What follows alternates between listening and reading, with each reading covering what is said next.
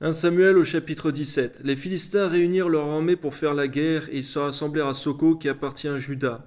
Ils campèrent entre Soko et Azekah à Éphes d'Amim.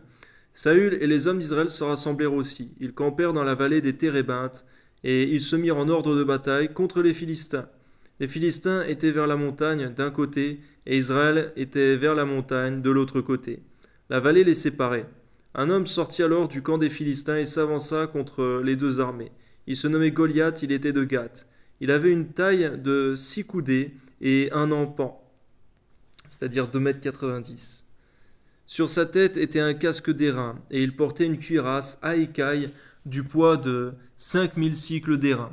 Il avait aux jambes une armure d'airain, et un javelot d'airain entre les épaules. Le bois de sa lance était comme une ensouple de tisserand, et la lance pesait 600 cycles de fer. Celui qui portait son bouclier marchait devant lui. Le Philistin s'arrêta et, s'adressant aux troupes d'Israël rangées en bataille, il leur cria : « Pourquoi sortez-vous pour vous ranger en bataille ? Ne suis-je pas le Philistin et n'êtes-vous pas des esclaves de Saül ? Choisissez un homme qui descende contre moi. S'il peut me battre et qu'il me tue, nous vous serons assujettis. Mais si je l'emporte sur lui et que je le tue, vous nous serez assujettis, et vous nous servirez. » Le Philistin dit encore : « Je jette en ce jour un défi à l'armée d'Israël. Donnez-moi un homme, et nous nous battrons ensemble. » Saül et tout Israël entendirent ces paroles du Philistin. Ils furent effrayés et saisis d'une grande crainte. Or David était fils de cet Éphratien de Bethléem de Juda, nommé Isaïe, qui avait 8 fils, et qui, du temps de Saül, était vieux, avancé en âge. Les 3 fils aînés d'Isaïe avaient suivi Saül à la guerre. Le premier-né de ces 3 fils était parti pour la guerre, s'appelait Eliab, le second Abinadab et le troisième Shamma. David était le plus jeune, et lorsque les 3 aînés eurent suivi Saül, David s'en alla de chez Saül et revint à Bethléem pour faire paître les brebis de son père. Le Philistin s'avança matin et soir, et il se présenta pendant 40 jours. Isaïe dit à David, son fils : « Prends pour tes frères cet épha de grains rôtis et ces 10 pains, et cours au camp vers tes frères. Porte aussi ces 10 fromages au chef de leurs milliers. Tu verras si tes frères se portent bien, et tu m'en donneras des nouvelles sûres. » Ils sont avec Saül et tous les hommes d'Israël dans la vallée des Térébintes, faisant la guerre aux Philistins. Merci parce que David ne cherchait pas, Seigneur mon Dieu, à faire les choses de lui-même, mais il était obéissant à l'autorité à laquelle il appartenait, son père. Amen. David se leva de bon matin, il laissa les brebis à un gardien, prit sa charge et partit, comme Isaïe le lui avait ordonné. Lorsqu'il arriva au camp, l'armée était en marche pour se ranger en bataille et pousser des cris de guerre. Israël et les Philistins se formaient en bataille, armée contre armée. David remit les objets qu'il portait entre les mains du gardien des bagages, et courut vers les rangs de l'armée. Aussitôt arrivé, il demanda à ses frères comment ils se portaient. Tandis qu'il parlait avec eux, voici, le Philistin de Gath, nommé Goliath, s'avança entre les deux armées hors des rangs des Philistins. Il tint le même discours que précédemment, et David les entendit. À la vue de cet homme, tous ceux d'Israël s'enfuirent devant lui et furent saisis d'une grande crainte. Chacun disait : « Avez-vous vu s'avancer cet homme ? C'est pour jeter à Israël un défi qu'il s'est avancé. Si quelqu'un le tue, le roi le comblera de richesses. Il lui donnera sa fille, et il affranchira la maison de son père en Israël. » David dit aux hommes qui se trouvaient près de lui : « Que fera-t-on à celui qui tuera ce Philistin et qui ôtera l'opprobre de dessus Israël ? Qui est donc ce Philistin, cet incirconcis, pour insulter l'armée du Dieu vivant ?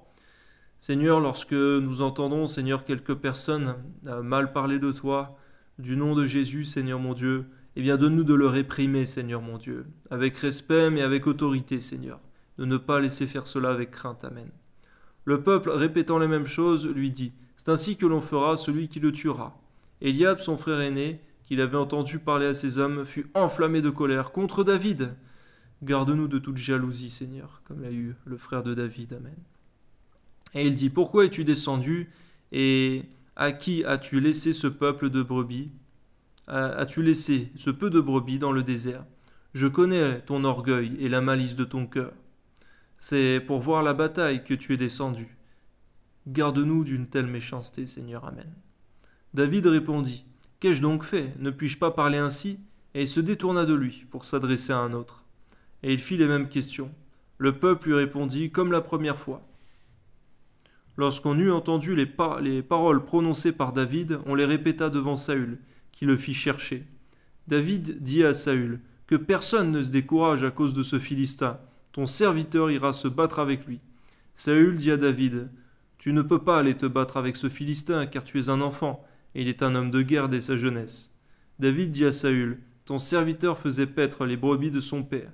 Quand un lion ou un ours venait en enlever une du troupeau, je courais après lui, je le frappais, et j'arrachais la brebis de sa gueule. S'il se dressait contre moi, je le saisissais par la gorge, je le frappais et je le tuais. C'est ainsi que ton serviteur a terrassé le lion et l'ours. Il en sera du Philistin de cet incirconcis comme de l'un d'eux, car il a insulté l'armée du Dieu vivant.